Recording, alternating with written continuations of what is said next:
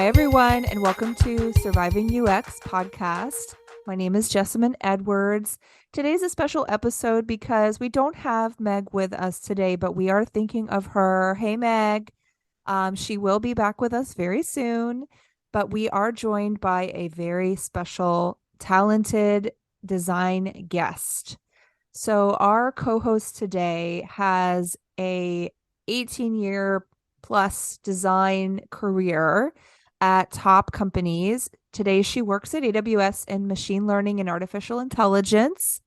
And she has also worked at McAfee, Bosch, Nokia, and other fine institutions. She has been an interaction and product designer, a design manager, a researcher, a game designer, and has taken time off to be a full-time mom. She's the graduate of National Institute for Design and Delhi University. I welcome to the show Shilpa Bhat. Hi, Thank you so Shilpa. much. Hi, I'm Yay. so excited to be here, I'm Jessamyn. excited too. So excited. We've been working together now for what, 3 years, two Yeah, years? three Yeah. years. Awesome. That's so cool. And Shilpa has admitted that she actually does listen to this podcast, which makes her in a small contingent of close family and friends. But we Totally. appreciate that. I proactively look out for your episodes. Like if you're ever wondering who are these people who have Who or like don't. listened to it even before I launched it, that's me. Oh my gosh. I very much appreciate that. It warms my heart to know that anyone out there is listening. So Shilpa, you have been in this game for a very long time. I mean, are you still in love with design? Yes, I am. Yeah. Um, and I think it has to do with the fact that it combines creativity and like the logic side of things, Mm-hmm. which is important for me. Like I've reflected on this, and I've dabbled in different roles in UX. Yeah. As a UX, I started out as a UX researcher and then interaction design and also design management and so on. But I feel what I enjoy about it is that I get to collaborate with cross-functional uh, talent, like Mm-hmm. product management and science and writers. So it's a bit of a horizontal role, Yeah. and also it combines, like I said, creativity where you are like creatively solving problems, but also there's some method to that madness. You're not just going about Yeah. coming up with just the coolest things. It's Mm-hmm. also like what are the user needs? Is it technically feasible? And does it really solve the customer problem? Mm-hmm. So yeah, Yeah. I'm still Yeah. in love with the field. Oh, that's so cool. I mean, I guess like when I saw that you had done research, I was like, ooh, because that's something I've always sort of wanted to try as like potentially a full-time role, but I've never had the chance because to me the bar is so high to get in as a researcher. A lot of researchers come in with like PhDs and stuff like that through the door. And my experience in research has been more of like doing validation studies and usability studies and things like that, where I'm not like on the heavy quant side or anything, crunching reports, crunching numbers, just more just like, hey, I talked to these people and this is what they had to say. They Right. struggled and, maybe we can move this thing over here. So I wouldn't consider myself like necessarily on par with like a very experienced deep user researcher, but I do research a lot. Hmm. So anyway, I think for me, that's the part of the role that I'm like the most in love with. And it's not so much the design itself, it's the iteration of the design that is Hmm. the most fun? Right. Yeah. Right. Yeah, I think just it's always surprising, even like in a lot of roles, you don't get a dedicated researcher. So designers kind of double up as research and designer for their own projects, which has its own merits and disadvantages, right? But I Yeah. think every time you even speak to like five people, it amazes you how much Yes. you can learn Yes. and how much we imagine that this design makes sense because we've been looking at it for so long, Yes. and then somebody looks at it and they're like, what is this, like what am I supposed to do? So that's a good, Yes. like a reality check that and I'm in the middle of that right now. Like I'm trying to get time out of my project to just speak to nobody has seen these designs, and we're going to be Yeah. shipping it out in a few months. And I'm like not able to sleep at night because Mm-hmm. I'm like, Yes. nobody has seen it. Like, Right. how can we be sure what our mental model is what customers' mental model is? So Yes. It is it's so hard. definitely right, Yeah, it is right, so hard. This is, I think so many designers face this, and it's sort of like what's the word? It's like a secret shame, sometimes when you work on stuff and you're like, I know that we need more testing. I know that we need more research, but we don't right, have time, or there's just not the tolerance culturally on the right. team for it. And I see it every day because, when we do like design critiques and things like that, and people bring things in, I'm like, good Lord, how have you gone this far? And even sometimes they'll say, well, we've done usability tests. And you're like, how has this passed? I mean, Right, and it's so easy to say that when you're looking at someone else's work, but when it's your own work, right, you're, you're just like, come on, guys. right. So, yeah. I think it's also like really important to remember and remind people that you have to talk to the actual users, right? Like Hmm. developers within your company, sure, they're also developers, but they don't have that stake that a customer's developer Yeah. has, you know? Yeah. Like they are not under that kind of time pressure or whatever pressure they might be in, and their day might look a little bit different than, your company's developers. So I'm always like trying to push my teams to get us access. A lot of time designers don't have Have access to the access. actual customers, right? Right. So it's not on to me to reach out to them, but I have to go via certain people who have Hmm. access to them. And I think there is a certain um, reservation about reaching out, that maybe you are taking their time, or maybe, Yeah. you'll annoy them, or some business will, I don't know what the reason is, but there is a certain reluctance around Yeah. like openly and like reaching out to Yeah. them a lot. And in my mind, I'm always like, wouldn't they be happy to be involved in a product development for Yeah. them? Like, Right. we are Right. making it for them. So like it's really about, hey, we want to make sure that we address your needs. So, Yeah. give us a I developer mean, and I'd 45 minutes of rather their time. train someone. Here's how you do and don't interact with a customer. Here's how don't promise them things, Right, don't give dates, right, don't show them things they shouldn't see, just like listen, make it a listening session. Don't promise a fix or something like right, that. But, if you can put those guidelines in place, I think you could probably get rid of 90% of what people are scared of right. when they say like, oh, this customer, because I know I definitely appreciate that people spend a lot of time developing the trust and the relationship with the Right. customer, and that they want to put somebody in front of customer who is as educated and technical as they are. But Mm, I still hear people say like, hey, like this, like we need to design for anybody. This needs to yeah, be usable by anybody. And then yeah. there's like, I literally heard somebody say recently, well, this thing doesn't make sense, but our customers know what they're doing. They know how to use it. They'll read the instructions, they'll read the Right. documents. And I was just like, I can't believe I'm hearing these words. And it was somebody who was very Yeah. seasoned, and who should know better than to talk like that, frankly.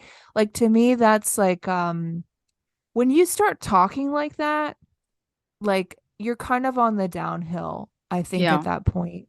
Right. You're, yeah. I think it's really hard to get stakeholders to define their users. Like, I think that Mhm. that should be the first step. Like, sit down, like define it in your user in a way that you can go and recruit them for research tomorrow. Mhm. And a lot of times we just start very broad and very generic.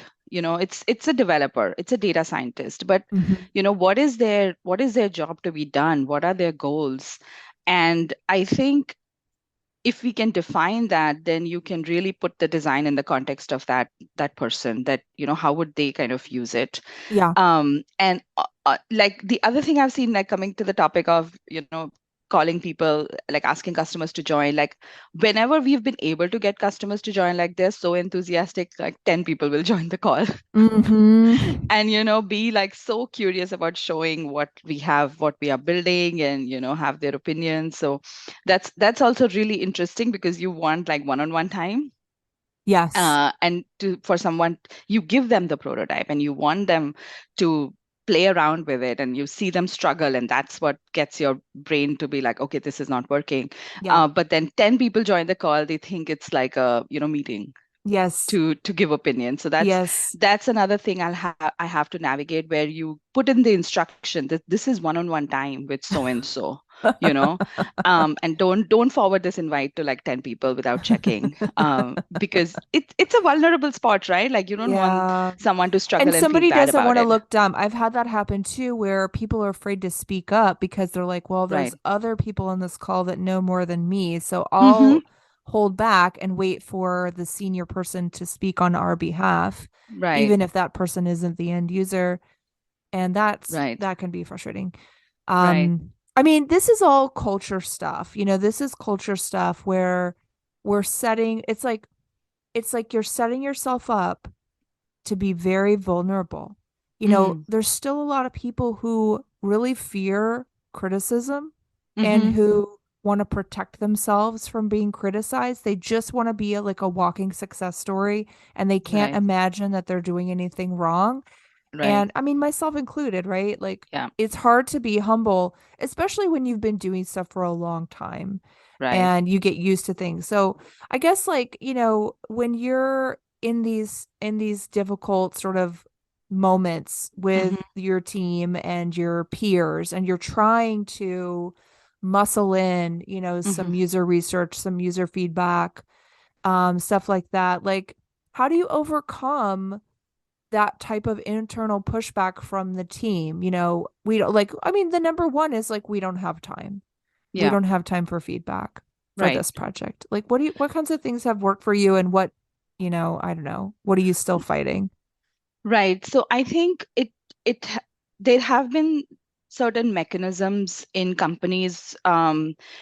This has been seen as a pattern that people are shipping out stuff, and maybe it's not tested always, and then it there are like obvious issues that come up afterwards. And so with those patterns, there are certain mechanisms that I have seen in teams where you're required to have like an ORR, like a operation readiness for Mm-hmm. UX.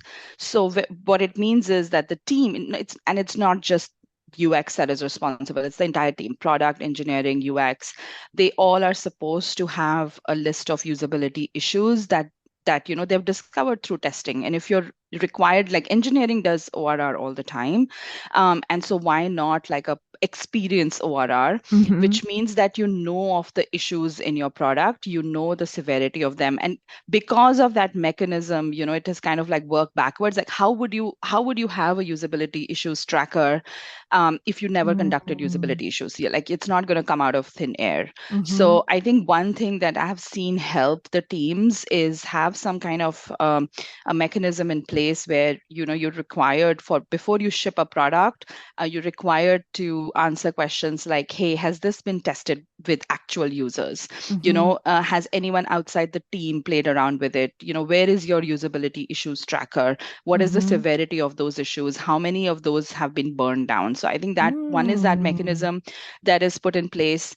And I think the second is like, it's just do we, like designers have to carve out time to show the value. So I have had done this in the past where there is no time, it's not a priority to do usability study. It may not even be a very big project to you know valid like uh, account for a usability study, but then you go out of your way to carve out time, and then you do a usability study and you show those video clips to your product managers. You clip Mm-hmm. clip those out, not the entire recording, but you clip out key moments and you show it to them that, hey, this is what we learned, and we need to fix this. So, and include them in the process, like invite them to observe the usability studies, because when they see it, when they're involved, there is some empathy which gets developed, Mm-hmm. and they see people struggle, and then they're like, oh no, we have to fix this.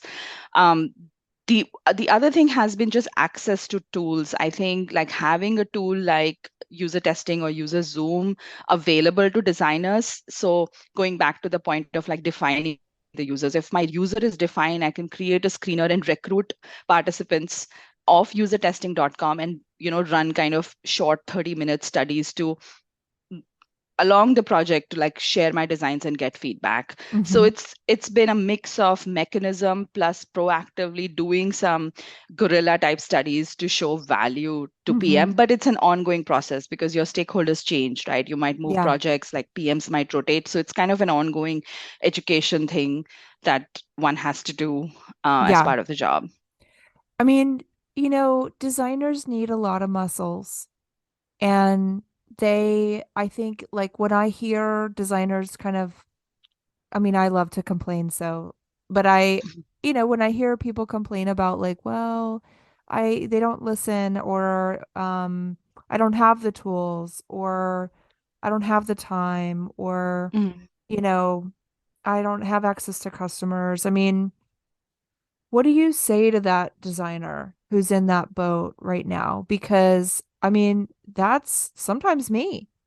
yeah. I don't have all the tools, I don't have all the resources, and I work under, I would say, pretty constrained, in some ways, constrained environments. I mean, there's certainly roles I've had in the past where I had much more easy access to testing tools or to customers and things like that. I had funds.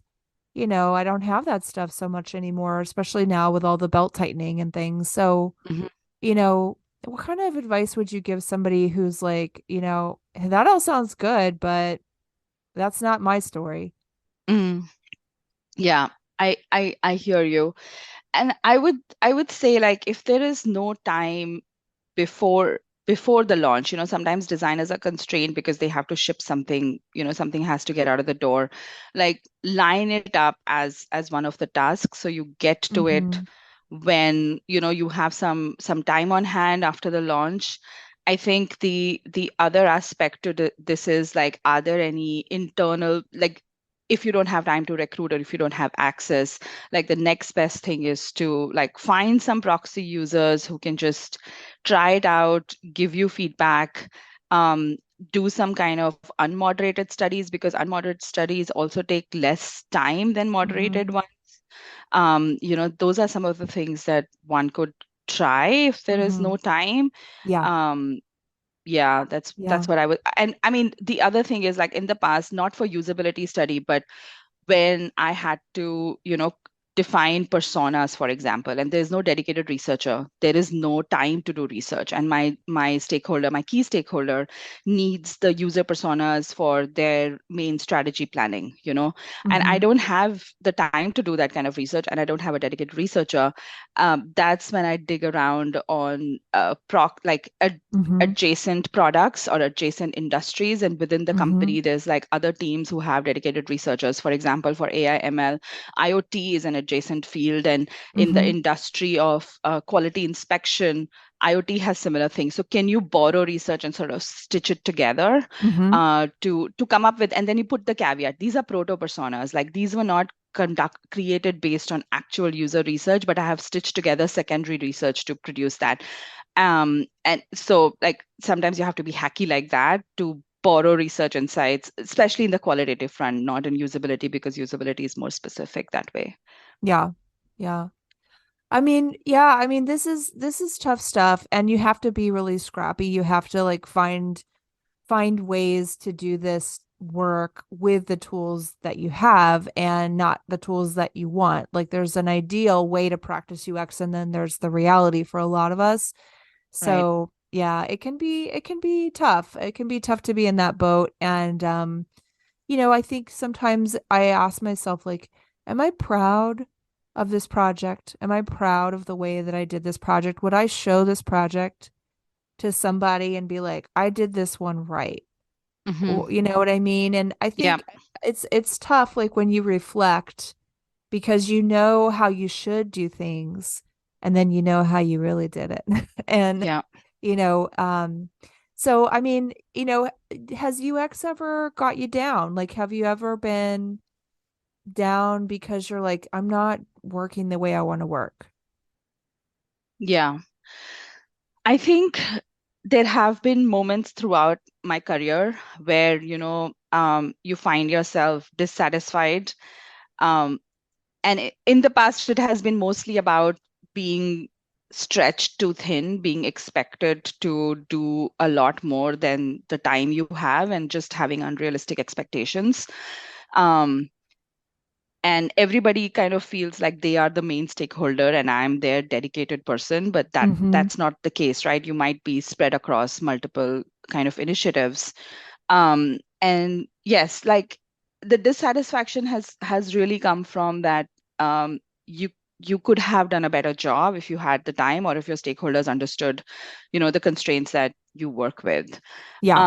And there have been moments, and I think, like, there is only so much that one would put up with, right? And then you would think about, is this the right place for me? Because you would try Mm-hmm. certain things, you would try certain mechanisms, which Yeah. is like, hey, I will make it transparent as to um, what all I'm working on, so you all have visibility, But if this continues to happen in my in my one of my previous companies, that was the case where, there was like four business leaders. It was part of my portfolio, like four business leaders. They each had very demanding schedule. They all wanted like the same kind of involvement from UX, but Mm-hmm. the fact for me was I had so much on my plate. So I Mm-hmm. kind of just started having these recurring reviews with them where I just made it transparent, like, this is what I'm working across all of your portfolio, Mm-hmm. so what is the priority, and kind of have those discussions. But if that, you try certain things, and if it doesn't work, then you kind of like start thinking about if this is the right place for me, because there's only Mm-hmm. so much you can feel frustrated Yeah. about, and then you sort of kind of start carving out your new opportunity. And that's what happened to me. Like, I kind of started looking out, and then these kind of episodes are kind of learning opportunities too. So how can you sort of keep them in mind as you go forward in your career? How do Um, you know when it's time? Like, you've changed jobs, I've changed jobs. yeah, I feel like as I get older, my tolerance is higher for yeah, BS, honestly, like because I'm like, oh, it's not like it's going to be any different if I go somewhere else. It's going to be yeah, just as challenging. The people are going to be just as bad, or yeah, whatever. yeah, That being said, I'm very happy where I am right now, but I yeah, I do think like when I was younger, if something would go wrong or I didn't get along with somebody or something, project, I'd be like, I'm out of here, bouncing, right, And I've learned over time to like kind of roll with the punches a little bit more and like kind of know right, that like things course correct. Like bad people don't last most of the right, time. right, And, if people don't perform well, they usually don't stick around long and then you're free of right, them. right, Um, and you can, get back to work basically with fresh people. right. So I don't know. What about you? Like, do you have any regrets of any place you've left? Because I do. I have places I'm like, oh, if I were still there, it would be so great. But maybe I don't know. Maybe that's just rose-colored glasses. Yeah. I don't know, like, if I kind of like, whenever I changed my career, I think I felt that I was going for a better opportunity, right? Mm-hmm. So, either a better big brand, or a kind of domain that I wanted to get in. Um, and the kind of push, and I totally agree with you that when you're younger, one episode or one meeting or a one call can trigger you to start looking Mm-hmm. for another job. But I think I have started to, it also matters what are the other opportunities in a company. So, like, Mm-hmm. if there is a company, like in one of my previous companies, there was one UX team, and it is Mm-hmm. working with a bunch of stakeholders. So if you are in an unhappy situation, there's not much you can do but leave that company, Right. because those are the fixed set of people you're dealing with. But if you're in a bigger company where there are multiple UX design teams, you don't have to actually leave the company per se, but you could also find opportunities within the same company in a different team. So that way, Yeah. you can continue with the brand and you can continue with your tenure, but you are not forced to look outside. So that has been one of the things that I kind of look for. Mm-hmm. That does that company have opportunities to grow outside the team Yes, that I might be initially hired for? And I think that plays a big role for me. Um, as I was totally. looking for a job. Yeah, there Um, may be something just in the next team over, right, that is an open door. So, right, and you right, have the tenure, you have the credibility, you have the relationships, and you can right, bring it all with you. right, Awesome exactly. advice, Shilpa. Shilpa, I want to say thank you so much for joining us today. It has really been a pleasure talking to you, and I hope you'll come back. Yeah, it was great chatting with you, Jessamyn. Thank you for having me. Folks, if you need any advice or sympathy for your UX career, write to us at survivingux@gmail.com. Thanks. Bye bye. Bye.